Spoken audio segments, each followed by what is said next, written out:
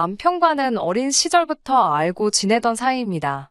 친한 오빠 동생으로 지내다가 남녀 사이로 발전한 경우예요. 특별한 계기가 있었던 건 아니지만 제가 힘든 순간마다 옆에 있어준 사람이 남편이더라고요. 제가 그 사실을 깨달았을 때쯤 남편이 먼저 사귀자고 고백을 해왔고 이후로 저희 관계는 남녀 사이로 급속도로 달라졌지요. 다른 연인들처럼 때로는 다투기도 했지만 큰 문제 없이 인연을 만났어요. 둘 다 적지 않은 나이였기 때문에 사귀면서 결혼 이야기도 종종 나눴었고요. 그러다 본격적으로 결혼 이야기가 나오기 시작한 건 아버님이 위암 판정을 받으시면서였습니다. 당시 저는 시댁 식구들과는 만난 적이 없었지만 시댁에서는 남편에게 저라는 여자친구가 있다는 걸 알고 계셨고 아버님이 잘못되시기 전에 아들이 장가는 가야 되지 않겠냐며 하루빨리 결혼을 추진하길 바라셨던 모양이에요.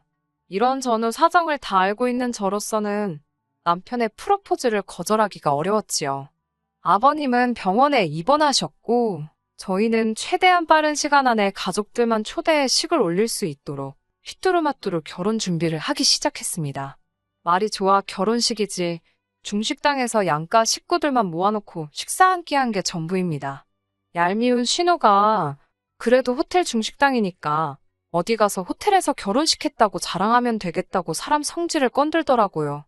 그런데 식을 올리고 나서야 아버님의 위암이 오진이었다는 사실을 알게 되었습니다.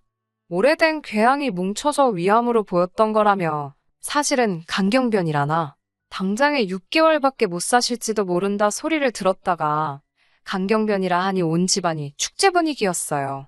남편도 너무 기뻐했고 저도 물론 기뻤지요. 하지만 조금 속상하기도 했습니다.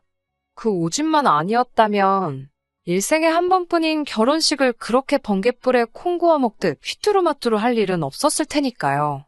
친정부모님께서도 남편을 불러 이제라도 제대로 된 식을 올릴 준비를 하라셨습니다.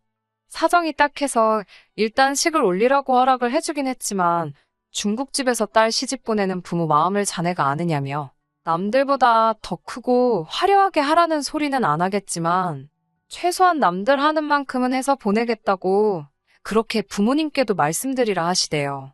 남편이 난처해야 하는 기색을 보이자 친정부모님께선 그 전까지는 혼인신고할 생각도 말라고 하셨고요. 그런데 이 이야기를 들은 시부모님의 반응이 가관이었습니다. 당신들이라고 제가 100% 마음에 들어서 며느리로 들인 건 아니라고요. 상황이 상황이다 보니 당신들도 경황이 없어서 허락을 한 거지. 따지고 들자면 끝도 없었다나 어쩐다나. 남편을 통해 이 이야기를 전해 들었을 땐 정말이지 어이가 없어서 이럴 거면 헤어지자 소리가 절로 나오더군요. 그런데 남편이 절 붙잡았습니다. 부모님을 모시고 살 것도 아니고 저희 부모님이 먼저 혼인신고를 가지고 해라 마라 소리를 하시니까 시부모님도 속상하고 서운해서 그렇게 말씀하신 거라며 우리가 이해해 드리자고요. 솔직히 시부모님께 서운한 마음이 들었지만 이후로도 남편이 제 마음을 달래주려고 몇 차례고 성의껏 사과를 해왔기 때문에 당시에는 그래도 남편은 정신이 똑바로 박혔구나 싶어서 헤어지지 않았습니다. 시부모님이 뭐라고 하신들 모시고 살 것도 아니고 무엇보다 남편과 저 두 사람 사이는 좋았으니 크게 신경 쓸 문제가 아니라고 생각했고요. 그렇게 신혼생활을 시작했습니다. 대출까지 받아서 들어온 전셋집을 비워두는 것도 아니다 싶어서 식은 내년에 올리고 일단 살림부터 시작한 거지요. 그런데 같이 살기 시작하니까 이 남자가 내가 알던 사람이 맞나 싶은 순간이 여러 번 발생했습니다. 뭐 양말 뒤집어 벗어놓고 이런 수준이 아니고요. 사귀는 내내 저는 남편이 시부모님과 통화하는 꼴을 본 적이 없습니다. 그래서 전형적인 무심한 아들이라고 생각했고요. 그런데 저한테는 일주일에 3번은 전화를 드리고 2주에 1번은 어머님 아버님과 만나 맛있는 것도 먹고 어디 구경도 시켜드리고 그러기를 바라더라고요. 처음에 남편이 아무렇지 않다는 듯 그런 이야기를 꺼내는데 너무 황당하더라고요. 제가 웃으면서 내가 전업주부면 그렇게 하겠지만 나도 오빠처럼 회사를 다니지 않냐. 그건 어려울 것 같다고 딱 잘라서 말했습니다. 그러자 남편이 한다는 말이 전화통화를 뭐 1시간씩 하라는 것도 아니고 그냥 안녕히 주무셨냐. 몸은 건강하시냐 그런 것만 여쭤보면 된답니다. 제가 알다시피 아버님이 어쨌든 죽을 고비를 넘기지 않으셨냐면서 며느리가 신경 써드리면 좋아할 거라나요. 어이가 없어서 제가 그게 무슨 죽을 고비냐고 모진이었는데 그러자 남편이 아버님 자신을 포함해 온 가족이 아버님 돌아가시는 줄 알고 얼마나 심적으로 힘들었는지 아냐며 저더러 저는 안 힘들었는지 아무렇지도 않았는지 묻더라고요. 당연히 걱정했고 속상했다. 하지만 오진이라지 않냐. 그러면 다 잘 된 거 아니냐. 했더니 남편은 고개를 절레절레 흔들더니 저더러 실망이라면서 어쨌든 앞으로는 신경 좀 써드리랍니다. 하지만 제가 결정적으로 남편과 갈라서기로 결심한 건 단지 이런 이유 때문은 아닙니다. 만약에 어머님 아버님이 저를 며느리로 딸 같은 며느리 뭐 그런 건 거창한 것까지도 바라지도 않았고요. 그저 며느리로만 제대로 인정해 주셨어도 이렇게 진흙탕 싸움까지 가지는 않았을 겁니다. 남편이 원하는 만큼은 아니었겠지만 그렇다고 제가 시댁이라고 무시한 건 아닙니다. 적어도 한두 달에 한 번은 산으로 둘러 모시고 나갔고 남편이 말하는 안부 전화도 생각날 때마다 한두 번 정도씩 했습니다. 하지만 그런 건 아무 소용도 없더라고요. 어머님 생신 때 있었던 일입니다. 사실은 경기도 외곽에 유명한 한정식 집이 있다길래 그쪽으로 모시려고 했는데 어머님 말씀이 원래 며느리 들어온 첫 해에는 며느리한테 생일상을 받는 거라고 하시더라고요. 저는 그런 이야기는 듣도 보도 못했고 친정부모님도 그런 게 어딨냐고 하셨지만 친정어머니께서 굳이 밉보여서 좋을 게 뭐가 있겠냐며 일단 이번에는 챙겨드리라 하시대요. 그래서 친정어머니의 도움을 받아 갈비찜도 하고 잡채도 하고 미역국도 끓이고 정작 저는 친정부모님께 그렇게 해드려 본 적이 없는데 어머님 생신상 차리는데 친정어머니에게 손을 빌렸으니 어찌나 죄송스럽던지요. 그런데 그런 제 속도 모르고 남편이란 인간은 다음에 아버님 생신 때도 장모님께 부탁드리면 되겠다며 좋아하더라고요. 어이가 없어서 그럼 당신은 우리 엄마 생신 때 어머님한테 도와달라고 해서 상 차려줄 거냐 하니까 그게 무슨 소리냐입니다. 사위가 왜 장모님 생일상을 차리냐고요. 며느리야 여자니까 하는 거고 자기는 사위고 남잔데 그런 걸 어떻게 하냐고 해서 솔직히 남편이 저희 부모님 생일상을 차려드렸으면 하는 그런 기대는 원래도 없었고 이건 뭐 한마디 싸붙일래도 말귀를 알아들을만 해야 싸붙이지 끝도 없겠다 싶더라고요. 한심하게 한번 쳐다봐주고는 웃기지 말라고 했어요. 어머님 생신이니까 한번 해드리는 거지. 돌아오는 아버님 생신부터는 외식을 하던지 아니면 신우한테 차리라고 하라고요. 남편이 그런 게 어딨냐고 아버님도 며느리가 차려주시는 생일상 기대하실 텐데 어쩌고저쩌고 떠들어대는데 대꾸도 안 했습니다. 그리고는 이튿날 어머니가 해주신 음식들 바리바리 싸들고 시댁으로 향했어요. 남편이 말하길 신우 남편은 선약이 있다고 안 온다고 했답니다. 무슨 선약인데 장모님 생신에도 안 오냐고 물으니 남자들끼리 낚시를 가기로 3주 전부터 약속을 해놨어서 못 온다더래요. 어이가 없어서 어머님도 아시냐 뭐라고 안 하시냐고 물으니 별로 신경 안 쓰시는 눈치랍니다. 말이 나와서 말이지만 저희 어머님께서 신우 남편 그러니까 사위한테는 아주 꼼짝을 못 하세요. 이제 다 끝난 마당에 제가 못할 말이 뭐가 있겠어요? 신우는 혼전 임신으로 결혼을 했습니다. 문제는 아이 아빠였어요. 당시 신우는 5년이나 사귀던 남자가 있었는데 아이 아빠가 그 남자가 아니었거든요. 어떻게 아이 아빠를 판명해냈는지는 모르지만 언뜻 듣기로는 나이트에서 만났답니다. 신우 남편은 저희 남편보다도 한참 어려요. 그러니 양쪽 집안이 완전히 뒤집어졌었답니다. 저희 아버님 어머님은 딸을 미혼모로 만들 수는 없었으니 빨리 결혼하라고 난리를 치셨지만 정작 애 아빠란 사람은 신우한테 속아서 잠자리를 가진 거라며 절대로 결혼은 안 한다 버텼다고요.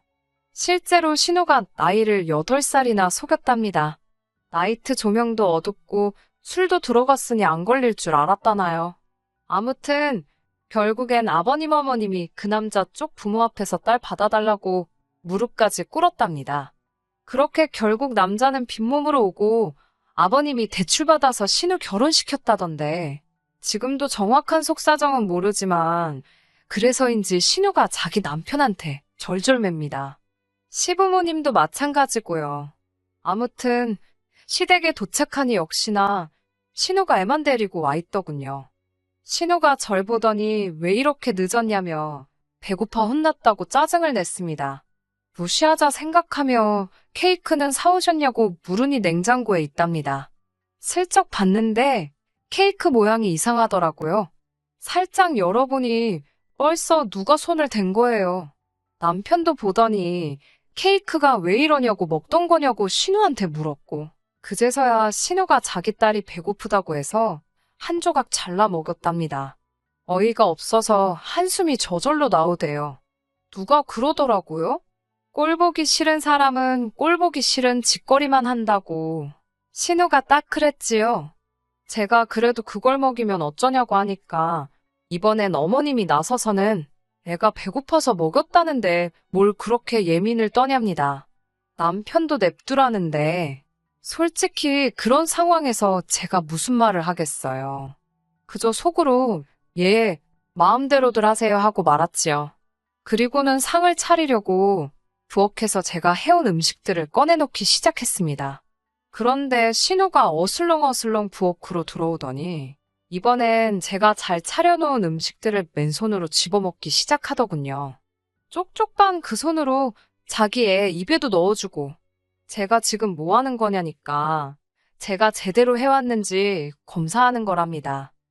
그러더니 좀 이따 어머님한테 쪼르르 가서 뭐라고 쑥덕쑥덕 하는 것 같더라고요. 어머님께선 알겠다 하시더니 저더러 그릇에 꺼내놓은 음식들 다시 다 포장하랍니다. 저는 음식에 무슨 이상이라도 있나 싶어서 놀란 마음에 왜 그러시냐 물었어요. 그러자 어머님께서 하신다는 말씀이 신우가 너무 맛있어서 집에 가져가고 싶다고 그랬답니다. 신우 남편이 좋아할 것 같다면서요. 그러면서 덧붙이시기를 제가 해온 음식은 전부 신우 싸주고 우리는 그냥 나가서 먹잡니다. 그리고 다음에 또 해오래요. 속도 상하고 동시에 어처구니가 없어서 이번만큼은 그냥 못 넘어가겠더라고요. 참다 못한 제가 속사포처럼 속에 있는 말을 쏟아냈습니다. 제가 좋은 대로 모시겠다 했을 땐 무조건 며느리한테 생일상 받으셔야 한다셔서 회사에 연차까지 내가면서 다 만들어 왔더니 신우 주신다는 게 말이 되느냐고요. 그러자 어머님이 저더러 그게 억울하냐입니다. 어차피 당신 먹으라고 해온 음식이면 당신이 먹던지 똥을 닦던지 동네 거렁뱅이한테 주던지 신경 쓰지 말아야지. 뭐 얼마나 생색을 내고 싶어서 이러는 거냐고요. 제가 어머님께 무슨 말씀을 그렇게 하시냐고 받아치려는데 이번엔 신우가 나서서는 됐다고 필요 없다고 포장하지 말랍니다. 치사하고 더러워서 안 가져간다나요? 저는 신우한테도 말 그렇게 하는 거 아니라고. 나도 이 음식들 하느라 시간 쓰고 돈 쓰고 들인 정성이 있으니 어머님께 서운해서 그러는 거라고 받아쳤습니다. 그러자 신우가 돈이 문제냐며 한 10만 원 주면 되냐입니다. 진짜 또라이인가? 미친 엑스 소리가 입 밖으로 튀어나올 뻔한 거 간신히 참고는 신우가 손댄 부분만 싱크대에다 보란듯이 버리고 남은 것만 챙기기 시작했어요. 그러자 안방에 계시던 아버님까지 나오셔서는 왜 좋은 날 집에서 큰 소리가 나냐며 저더러 여기서 네가 소리 지를 상대가 어디 있냐입니다. 생일상 한번 차리라니까 아주 집안을 쑥대밭을 만들어 놓는다면서 남편까지 저더러 왜 이렇게 일을 크게 만드냐는데 그땐 정말 서럽더라고요. 그런 제 속도 모르고 남편은 빨리 어머님이든 신우한테든 가서 미안하다고 사과하랍니다. 저는 남편한테 이렇게 말을 잘하면 아까 네 누나가 헛소리 할 때나 한마디 하지. 그땐 어디 별나라 가 있었냐고 소리를 내지르고 먼저 집으로 와버렸네요. 그리고는 집에 먼저 왔는데 생각할수록 분하고 괘씸하더라고요. 더 열받는 건 남편은 그 와중에 기어이 시댁에서 밥을 먹고 왔다는 거예요. 아주 꼴도 보기 싫어서 본체만 제 방에 들어왔는데 남편이 따라 들어오더니 똑같은 소리를 또 하기 시작했습니다. 어머님께서 다른 며느리들은 시어머니 생신이면 돈도 50만 원, 100만 원씩 척척 내놓고 생일상도 다리가 부러지게 차려준다는데 그까짓 거 음식 코딱지만큼 해와서는 그거 지 신우 사줄까봐 절절 매는 꼴이 뭐냐고요. 솔직히 남편이 그래도 제 편에서 서줬다면 제가 그렇게 감정적이진 않았을 거예요. 하지만 남편까지 저더러 숙이고 들어가라니 더 말해서 뭐 하겠나 싶더군요. 이후로 며칠 동안 남편과는 냉전 상태로 지냈습니다. 그렇게 한 2주쯤 지났을까요?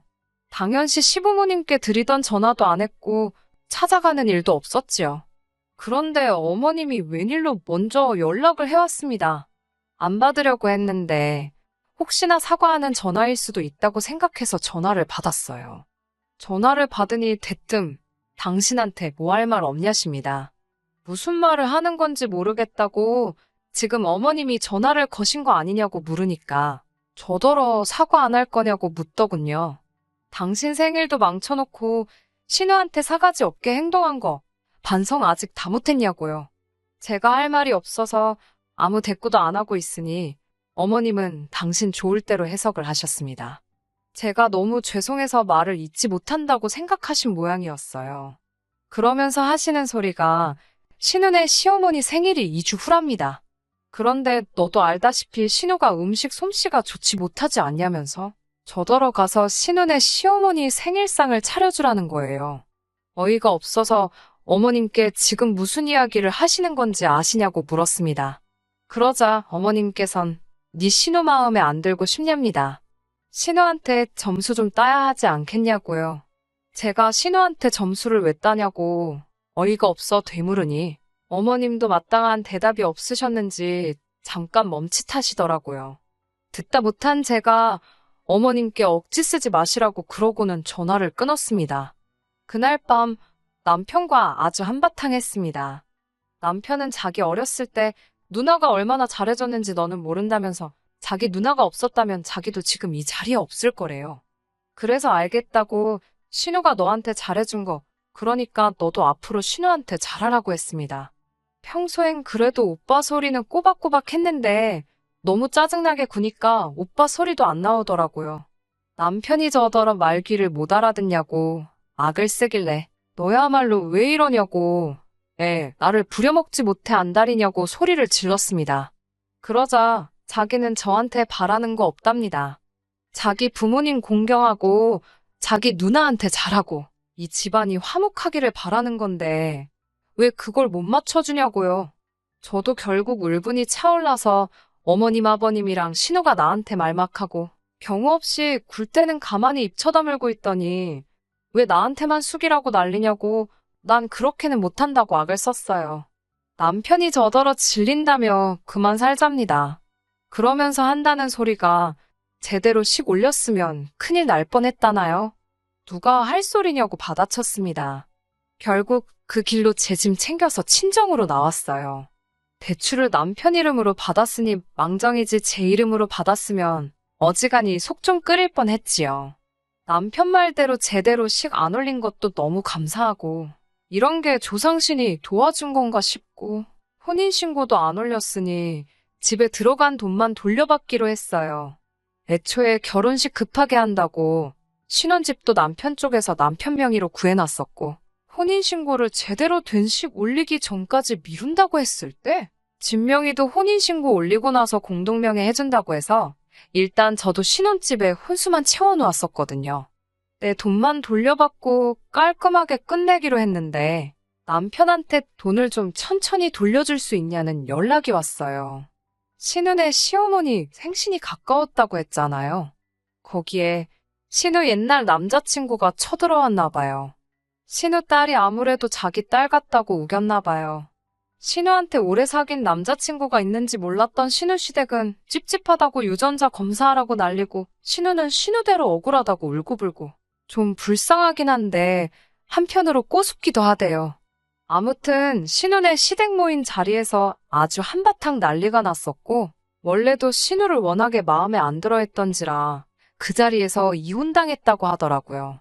신우 결혼할 때도 시댁에서 온갖 비용을 다 해줬는데 그것도 거의 다 대출이었다 보니 당장 위자료 내줄 돈이 없었던 거예요.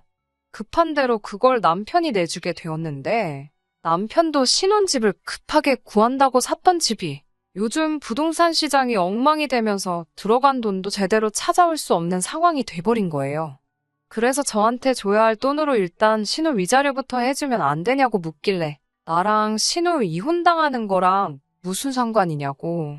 내 돈 하루라도 늦게 돌려주면 법대로 하겠다고 저도 강하게 나섰지요. 결국 남편은 울며 겨자 먹기로 집을 급금매로 내놔서 몇 억을 손해보면서까지 집을 정리했고 빚은 빚대로 떠안고 거지가 된 시댁과 신우를 대신해서 신우 위자료까지 내주게 되었습니다. 제 돈도 끝전하나 안 틀리고 다 돌려받았고요. 솔직히 미안한 마음도 들지 않아요. 마음씨 곱게 먹었으면 신우 위자료는 몰라도 저랑 같이 대출금 갚아나가면서 집이라도 지켰을 텐데 말입니다. 지은 죄가 있으니 그 벌을 받는 거라고 생각해요. 이래서 사람이 마음씨를 곱게 먹어야 한다는 말이 있는 것 같습니다. 끝까지 들어주셔서 감사합니다. 오늘의 사연은 여기까지입니다. 구독과 좋아요, 알람 설정 부탁드리고 더 좋은 사연으로 다시 찾아뵙겠습니다. 감사합니다.